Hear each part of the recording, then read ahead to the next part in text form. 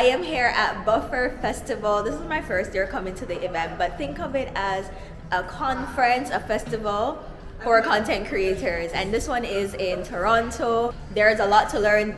The head of YouTube is here, Canada. We have TikTok folks who are here to tell us all the inside info we need to know. They're talking about the C-11 bill as well. Just lots of gems are dropping, and I'm also here with other content creators. Wait, the lighting is not lighting over here. Come this way. Yes, there we go. Hey! So this is Whiz Queen on YouTube for all your financial content, business, all of the good things. Them go over and follow her. Y'all are not gonna be disappointed. Right now, she's doing a November spend challenge where every day she spends the dollar amount of each day, and I applaud you. That's all I can say.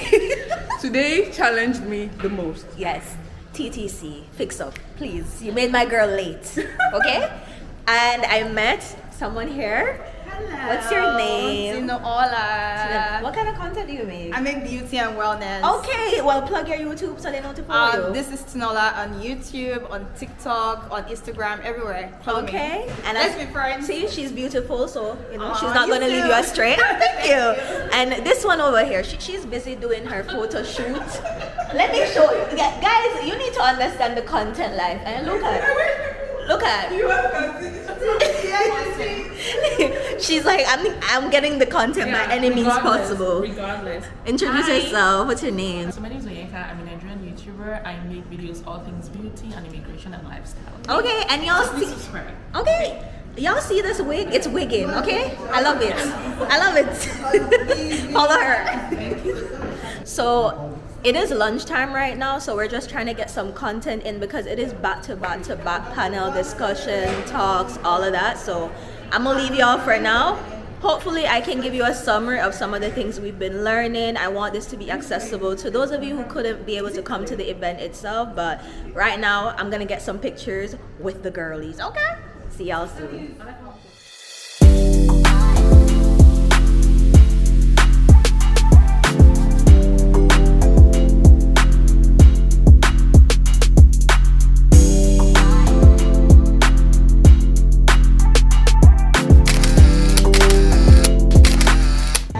Content creators.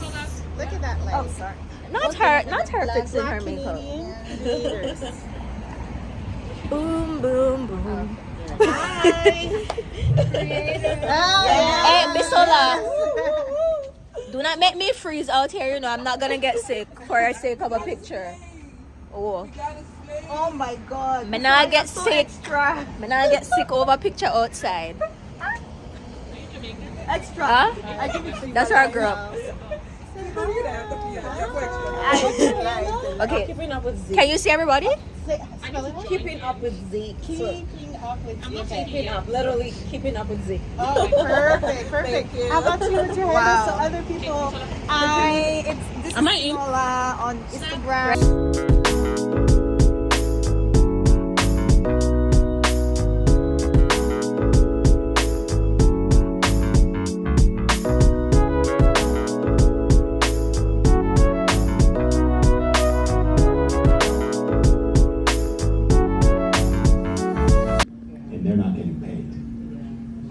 The worst part of all of this, but the genie's out of the bottle. You can't turn around, but they're just going on to Google Images and looking at 1 billion images to get your can't draw image. Yeah, I don't know, maybe this is my unpopular opinion when it comes to AI stuff, but like if you go to art school, you are taught all the great artists, and you're taught to like mimic them and learn from them. What's the difference from AI? It's just, if I can go to an art, if I go to a That's museum not the same, I'm sorry. and look at stuff and learn from it, why can't an AI do that? It's out in the public, people can do it, but the machine do it too. But the machine's drawing it for you. You have to take it in your mind. Yeah. It's taking Paper. info that's That's already fine. out there. Yeah, but now I can use Photoshop. I don't have to use pen and paper. It's always a better tool.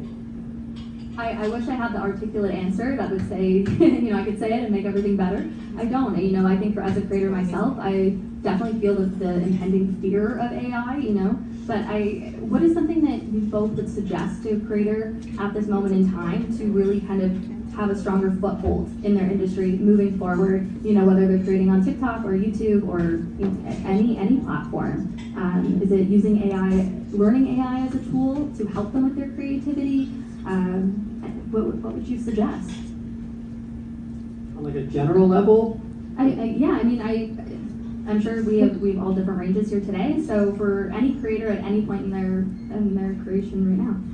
yeah, I think the most important thing is, I mean, you can use AI, but it comes down to knowing the audience you want to target. So I think this year I've worked with about 100 YouTube channels so far this year. And a lot of them are small creators, 1,000 subscribers. I'm coming.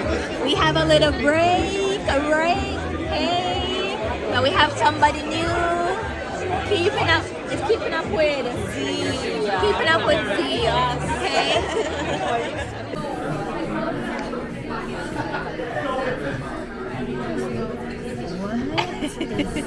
Is this the latest? No, this is the two, the pocket two. I've just. So y'all, we're at Buffer Festival, as you know. It's a bit hard to capture content of while the things are going on because it's mostly like talks back to back because day one is really like summit. So it's like panelists, discussions for like the various different social media platforms. So we have people from YouTube talking, Canada Media Fund was one, TikTok, there was also a panel talking about maintaining a small business as people who are also content creators who have like built up their following and they can get customers through their following. So The importance of consistency, the importance of like just keep showing up for your audience, which I mean as content creators we know that, it's a matter of putting it into practice, right? Because it's hard. It is hard, and I think for me, I don't know about you, when I come to these festivals, we all know this. We're all content creators, and we all know this. I guess we want to know like what's your workflow. You know, these are things you don't really hear about because as much as we say be consistent, keep showing up, but not everyone knows how to have a proper workflow in order to have the ability to be consistent. Like what's the workflow of someone who has a 9-to-5 in comparison to a full-time content creator? Those are the questions because sometimes people also outsource, so it would be good to know, okay, this person is at a level that they can outsource, so instead of me comparing myself to them, we got some action going on over here. I might as well give them some attention since they're making noise in my video. Those are just some panelists. Those are some of the panelists from some of the talks that we had. It looks like a little reunion is going on over there. Absolutely. I have no idea if they'll be able to hear me, to be honest, but we'll put a little subtitles. Yes. But are you gonna come tomorrow? It's a 4-day event. This was day one. I definitely had high interest for today for sure, because a lot of the heads or executives from different platforms, especially today, are here. It'll be interesting. I think tomorrow is going to be more network. Yeah, network and creator focus. So it was nice to kind of see the heads and introduce yourself if you have a chance, or at least get the name of who are those people. Finding them on LinkedIn, creeping in the messages a little bit, because I think what you and I have spoke about a lot is that it's very difficult sometimes as Black creators to kind of know what some of these platforms are looking for from us in particular, because one of my pet peeves I would say when I come to events like this is sometimes the panelists are like people, great, they have built up their followings, but they're not people who look like me who come from the same background, so their circumstances, entry point level is a bit different. So it would be good to kind of see more of people like us and what their journey was like. And even when I do see people like us, it's like the level of great content they have, there should be no reason why they're not at that same level as other people who I would say do good content as well, but not as great as what I've seen produced from sometimes us as Black creators. So that's a conversation to have too. I think one of my biggest things that I want to get from this event is knowing more about how creators here in Canada will be affected, how we can find opportunities to monetize our content. A big thing we talked about or had a panel about was about the whole C-11 bill thing. And what I really got from the conversation is that creators need to be aware, educate yourself so that you can speak up about it, because when they first sign the petition. That was the big takeaway for me too. It's like I didn't realize that that there was something. That there was something out there for us to sign, that there was something out there that you can like actually call your representative when you find out these kind of things. I didn't know that. I saw it came out. I was like, what can we do? And also, I like that they call out the fact that the language was so confusing. So the organization who actually has done some work to break down what the bill is about, it's called Digital First Canada.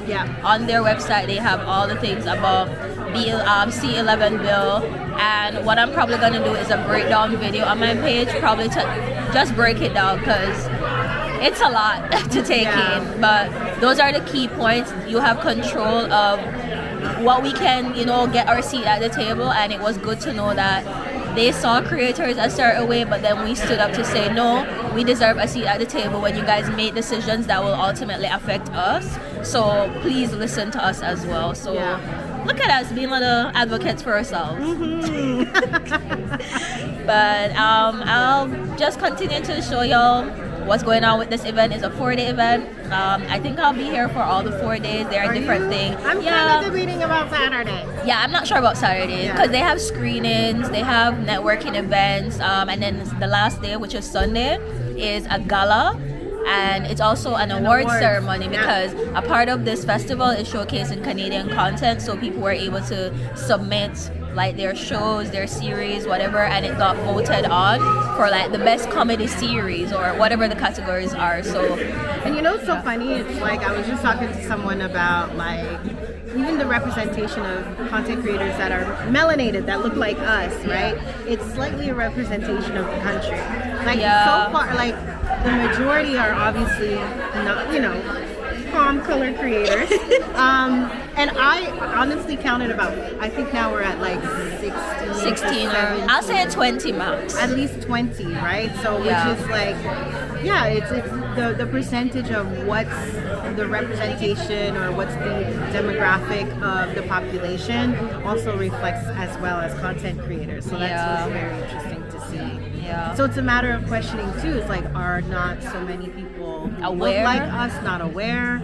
Or are they not able to come because they work at 9 to 5? Yeah. I know for me, I didn't know about this until someone else told me about it. So same. Someone who volunteered like last year told me. And she's volunteering this year again. So that's points to another thing. It's these events are sometimes out there, but creators sometimes have to be aware and know where to look. And also invest in events that you think you will get value from, to not just meet people but get the inside info from the horse's mouth themselves. You get to ask questions if they have time. Some people ask some of the questions that I was thinking about, especially when it comes on to the panel with the head of YouTube. They ask some good questions to him, so it was good to know that there are other people wondering about these things, and to just keep an eye out for these changes and updates that are being made on the platforms. But y'all, we could talk all day about this, so that's a little insight. I hope y'all could even hear us, because we're trying to speak as loud as possible in all the noise. There's background music playing, all of that, but a beautiful fireplace. And a beautiful, let me show it. Where's the fire? Look at that. Warm and toasty. Yes. Hey y'all, so it is day 2 of the Buffer Festival. I got here a bit earlier because from 9 to 10 a.m. is like networking, breakfast. I'm not really a breakfast person, so I decided to come in time to get it instead of making breakfast at home. And at the same time, I'll be able to meet other people, kind of network a bit, because today is another jam-packed day with more panel discussions, all of that. So we're here. Oh, so this is the Drake Cafe, and then we're gonna enter into the Drake Hotel. Let's go.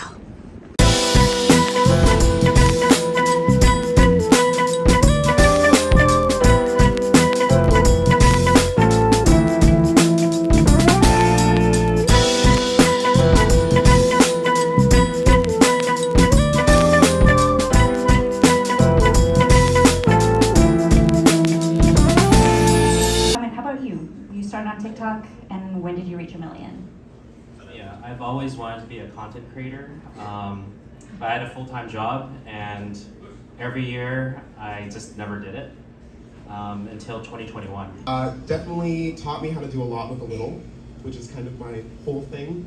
And so from there, I guess I started doing that before I moved to digital content creation.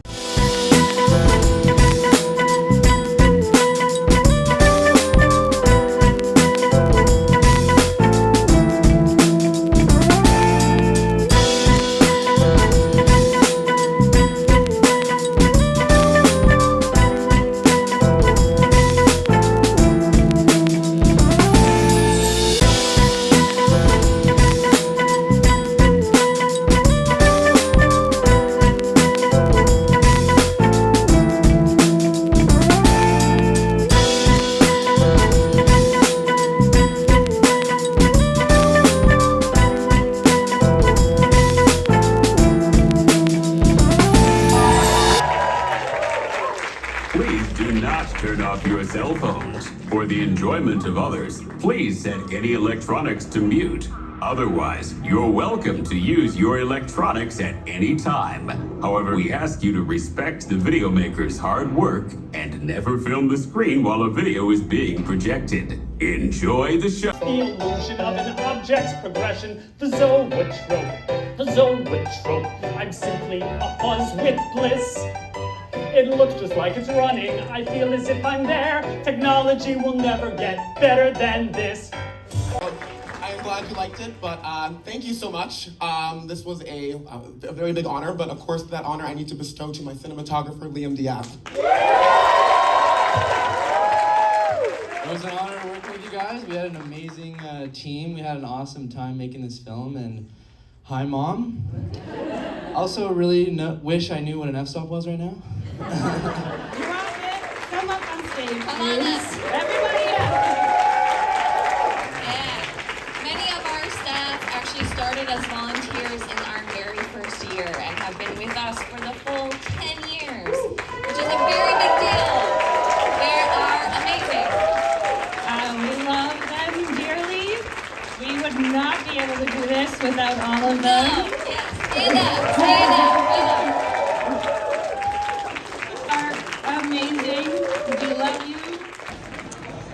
Well, y'all, that is a wrap on Buffer Festival 2023. I definitely learned a lot from the days when we had panel discussions. The only thing I would say I didn't get a chance to do because I really needed to rest, but next year I'm gonna make the effort to do it, is to come to some screenings and the creator networking event. Yesterday I was not feeling the best, so I decided to stay home and rest and also kind of prepare myself for the week, because the final night, which is right now, is the gala and the award ceremony. So it was just good to see creators be rewarded for the work that they do, kind of get to learn more about other creators and some of the amazing things that we can do. And I'm interested to learn more about Buffer Festival, maybe how I could what goes into submitting your work and things like that. So that is it for this vlog. Hope you all learned something. If you're a creator, please consider coming to Buffer Festival when it comes around again. It happens, it seems, every fall. But yeah, hope you all enjoy this little vlog. Until next time, bye.